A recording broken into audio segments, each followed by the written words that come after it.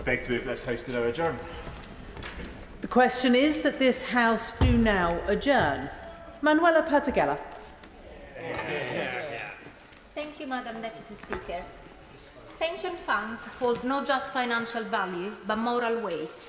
How we treat our pensioners and how we invest in the future of the hard-working people of this country says everything about the kind of society we are.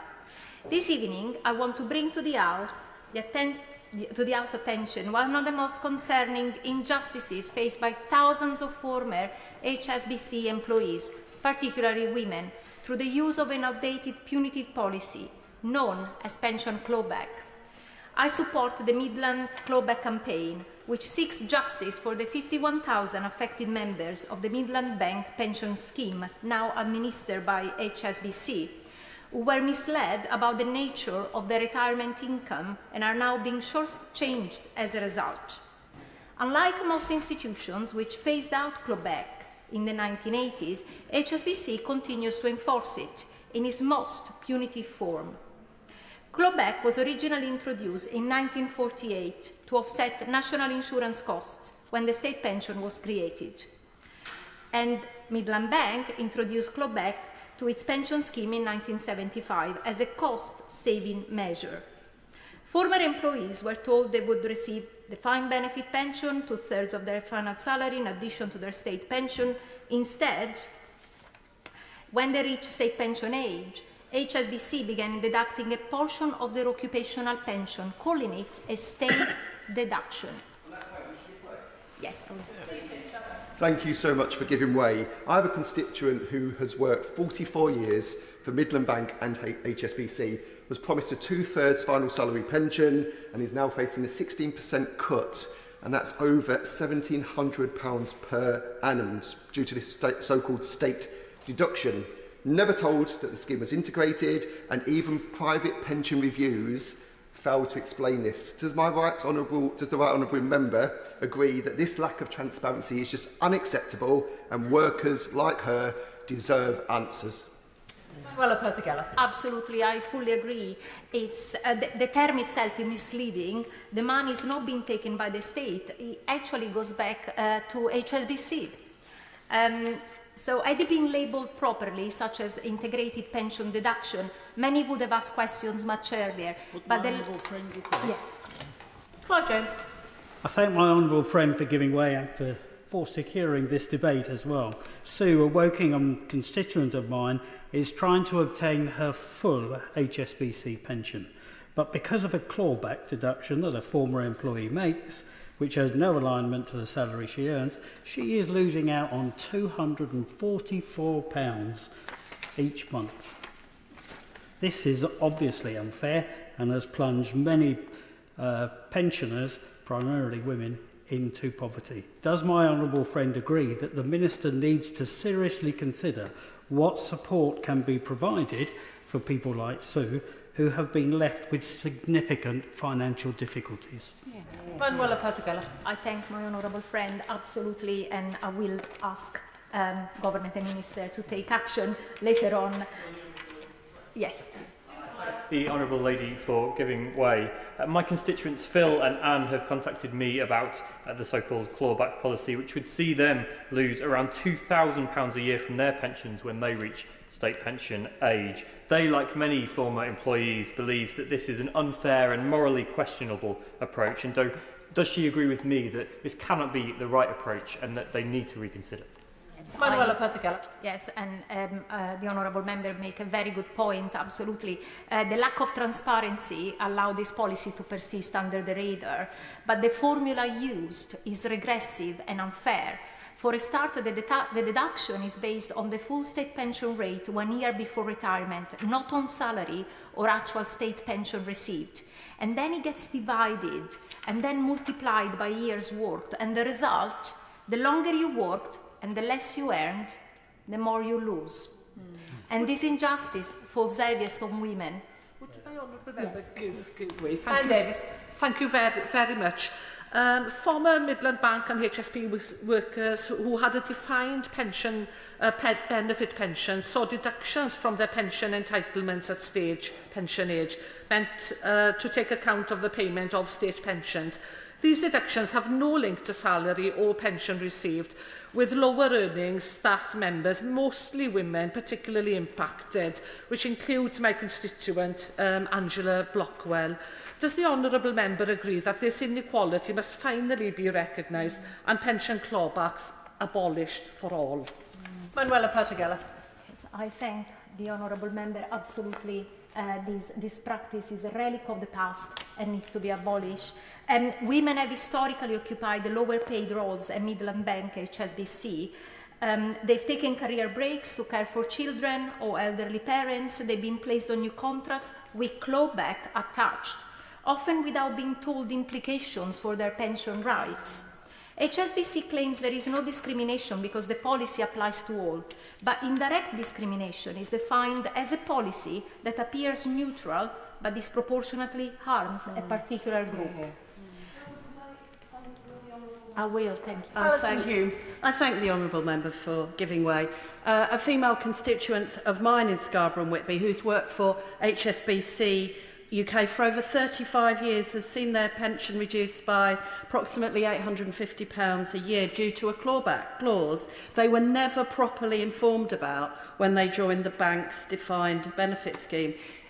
Would the Honourable Member agree with me that HSBC really does need to engage properly with the affected employees? Yes. Manuela Perteghella. I thank the Honourable Member for her very valuable point. Yes, absolutely. And you know, I have a message for HSBC later on in my debate. So campaigners have presented robust evidence, including research from the University of Exeter, showing the disproportionate impact on women and also low-paid staff. One of the recommendations from the University of Exeter report is for policymakers, us, to consider the suitability of the equal pay provisions which have not been available to members of the post-1974 Midland Bank pension scheme, despite evidence of disproportionate impact upon women. When campaigners turned to the Equality and Human Rights Commission, the Department for Work and Pension, and the Government Equalities Office, they were passed from pillar to post. No one took responsibility, no one acted. Equality law does not cover pension. And let us not forget, HSBC's pension fund currently stands at 4.1 billion in surplus after liabilities. The estimated cost of ending clawback, just 450 million. HSBC has the resources. What it lacks is the will. Yes, will. Amos? My constituent, my Wellington constituent, Mike, has seen his pension go down in value by 13%, a former Midland Bank employee, because of the failure of HSBC to honour their obligations. He tells me that the state is, in other words, the taxpayer, is going to be making up some of his income as a result. Isn't it totally wrong, given the level of profits that my honourable friend has revealed, that the taxpayer is bearing the burden of an obligation that the corporate giants should be paying themselves? I thank my honourable friend. Absolutely, it's unfair. It's you know, absolutely, we need to ensure that HSBC is held accountable.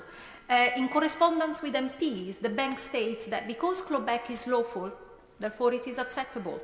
But I say lawful does not mean just. And this Parliament has a duty to act when the law permits injustice. We need to modernise pension legislation to ensure it reflects today's values of fairness, transparency and equality. And, Madam Deputy Speaker, after the WASPI pension injustice, we must be alert to further pension scandals. Honourable Lady, give way. Yes, I will. Madam Deputy Speaker, can I commend the Honourable Lady for Shepherd on Haven for bringing this forward? The fact that there's so many in the Chamber tonight is an indication of the interest that she has created through her adjournment debate, and well done to her. There were an estimated some 12.95 million state pensioners in Great Britain in 24-25, and the WASPI woman issue, as the Honourable Lady has referred to, they've been hard done by government decisions without consideration. It means that there's an absolute onus on all of us in this House to ensure that pension funds are profitable and sustainable. So does the Honourable Lady not agree that in tandem with enforcing work-based pensions, we must also ensure that state pensions can catch up, and there will still be such a thing as state pensions for the 40-year-olds today that are paying their national insurance and believing that state pension will be there for them whenever comes their time? Perteghella. I thank the honourable member for raising these important issues. Absolutely, we need to make sure governments need to be have a long-term outlook to ensure that the hard-working people, the hard-working British people of today will be able to retire on a comfortable pension. And we urgently need also a full review of pension clawback practices. But also let me tell you that I had many constituents writing to me about other pension unfair schemes, former police officers, and also people on occupational pensions, which are not protected from inflation. And on that point, yes. with the Honourable Member give way. Dr Al Pinkerton. I'm very grateful to the Honourable Member for giving way and congratulate her for securing this debate. Terry, one of my constituents, worked for a large American multinational company, and as a consequence of the 1995 Pensions Act, he's found his pre-1997 pension contributions decoupled from inflation. And because of the nature of inflation, his savings that he depends on now for his life have been gradually eaten away, and he finds himself in increasing levels of destitution. I'm again grateful to the Honourable Member for calling this debate, and can I ask the Minister to look at this issue with the seriousness that it requires? It cannot be right that pensioners in our country are suffering as a consequence of decisions made by multinational companies who remain hugely profitable. And Madam Deputy Speaker, this is an issue with a particular geography because so many multinational companies were located in the southeast of England. Thank you. Manuela Perteghella. I thank my honourable friend for bringing this important point. We do need legal reform to ensure that pensions and payments are finally brought under the protection of equality law, but also we need greater transparency and accountability from pension providers, especially those entrusted with the retirement futures of hard-working people. Because HSBC clawback policy is discriminatory in its impact, is misleading in its language, and fundamentally unjust in its effect. I therefore urge the Minister to bring forward legislation to put an end to this outdated practice and to finally stand up for those whose voices have gone unheard for far too long. Madam Deputy Speaker, clawback is just one part of a broken pension system. We must also ask, where are our pension funds invested? What future are we buying with their money? Would my honourable friend give way on that point? I'm very grateful. Lisa Smart. I'm very grateful, Madam Deputy Speaker, to my honourable friend for laying out the case for change as she's doing so well. And she talks about the investments that pension funds are invested in. I worked for over a decade in the investment industry, and many of my clients were big public pension funds, and more recently I served as a trustee of one of the largest public pension funds in the country. And one of the things that pensioners got in touch with me about particularly was where their money was going.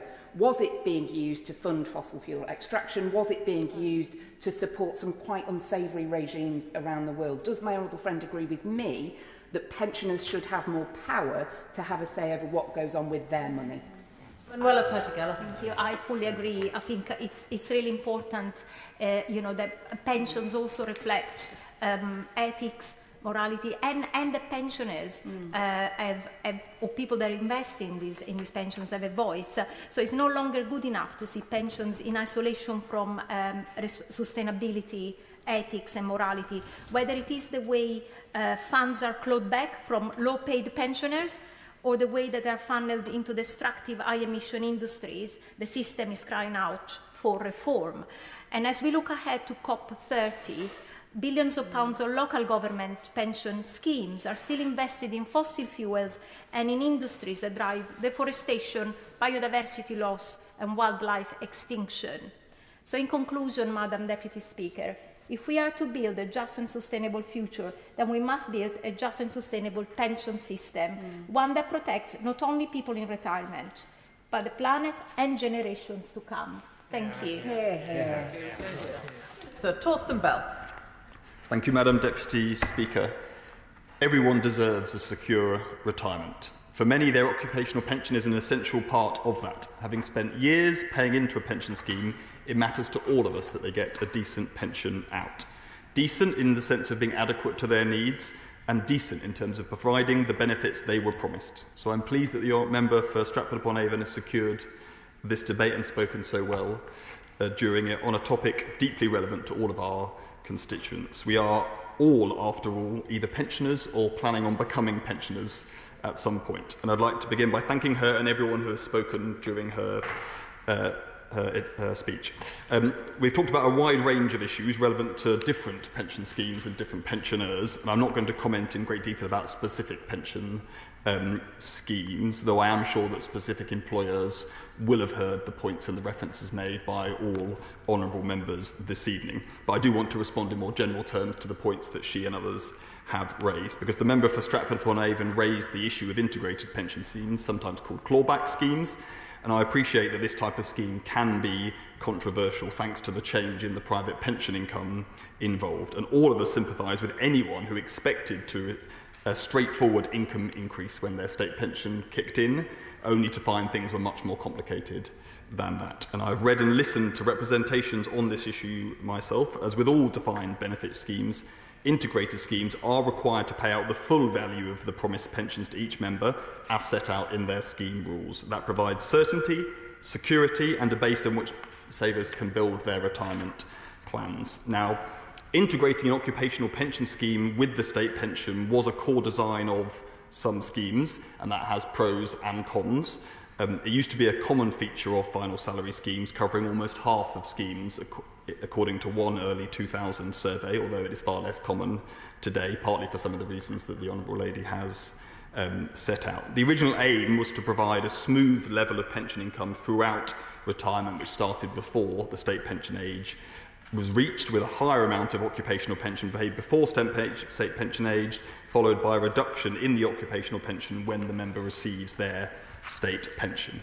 The amount of the reduction is required to be set out in the pension scheme rules, and is therefore very important that the rules were clearly communicated to those involved, as my honourable friend from Doncaster East has made clear. Because while the aims of integrated pensions are clear, it would be, of course, be a big shock to anyone to see their occupational pension reduced upon receiving the state pension if they hadn't expected it. Hence the importance of employees understanding the pension benefits they can get from their scheme. And the government places great weight on the importance of this clear communication, because without it, no one can plan properly for the future. All schemes are required by law to provide every member with basic information about the scheme, either before they join or very shortly afterwards. And that includes an explanation of the contributions, in the case of some of the schemes mentioned today, which were on the employer side only, but also how benefits were calculated, exactly the integrated and clawback mechanisms we are talking about this evening. If savers have not received clear communication in this form that's required by law, then they must have avenues of redress.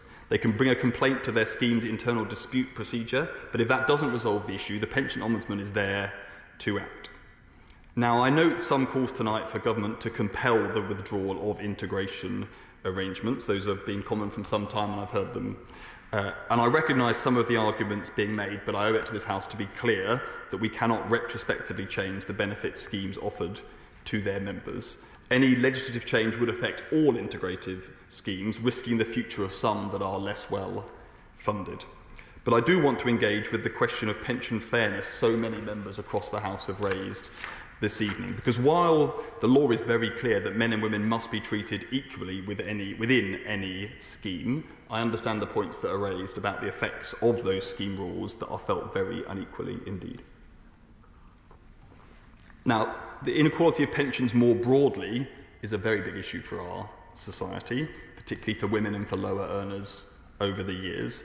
And I want to celebrate some progress that has been made, but also recognise how much more there is to do. For progress, the new state pension introduced after 2016 by the previous government has made a significant difference in closing the gap between the average amounts received weekly by men and women, to equalise it in practice. And the honourable member for Strangford raised the importance of the state pension as the bedrock of all of our pension savings. So that is progress that has been made. And on automatic enrolment, we've also seen significant progress, with 89% of eligible women who are now saving into a pension. That's a big change from the 2000s, when as little as 40% of women in some were saving into a pension pot. But there is much more to do.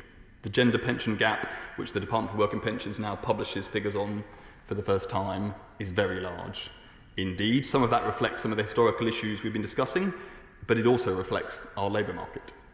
Lower employment rates for women, much more likely to work in part-time work, much more likely to be lower earners. For example, women, 3.9% of women work in low-paid work versus 2.8% of men. These are the structural inequalities that lie behind things that then manifest as pension inequality. And that's one of the reasons why it's so important the reform of the state pension has moved towards a more equal treatment of women and men. In terms of what the government is doing about that, we will shortly be setting out a timeline for phase 2 of our pension review, focusing on adequacy and in particular addressing some of these very important questions, because although people talk about pension adequacy on average across the whole population, it is very different for different groups, and that's exactly why the pensions review will need to rest on the questions raised. But I'd also like to say it also shows the importance of some of the changes being brought through in the labour market by this government, including the Employment Rights Bill, which will disproportionately benefit women who are more often lower earners.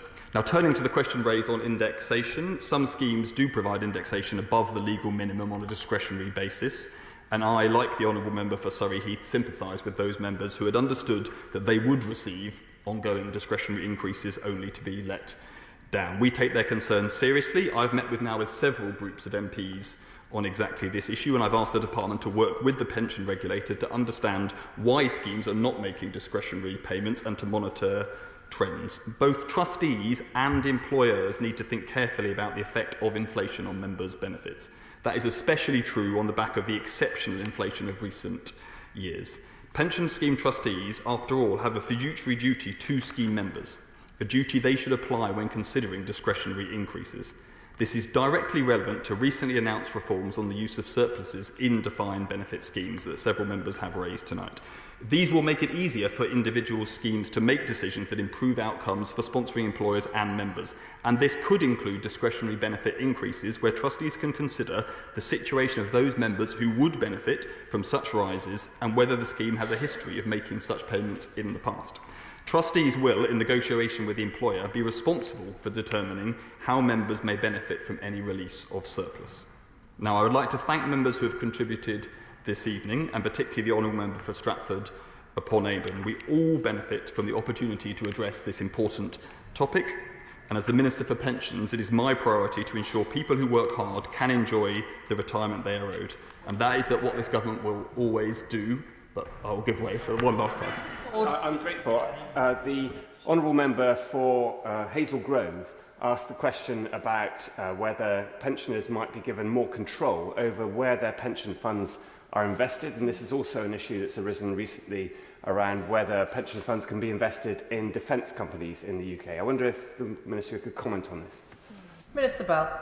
I thank the Honourable Member for his intervention and his reminder to respond on that point. He will know that trustees already do have a responsibility to invest in the interest of their members, and that the law requires trustees of schemes that are significant, with over 100 members, to set out a clear statement of their investment principles, and the Honourable Lady mentioned some of the issues they'll want to consider in that, and that is how they provide clarity to their savers that that's the case. There is also then scope for individuals, particularly in larger pension schemes on the defined contribution side, to make choices about where they invest their funds. You see that, for example, in Nest, the government-backed pension scheme, where we do see individuals making different choices, sometimes on the grounds of the issue he raises on defence, but also on other ethical issues across the board. But I thank the Honourable Member for his intervention and for reminding me to come back on that point before concluding, which was just to say that it is important that we do offer people secure retirements. That is the job of this government. It's my job as the Pensions Minister. It's what our pensions review is focusing on doing, and it's what this government will always do.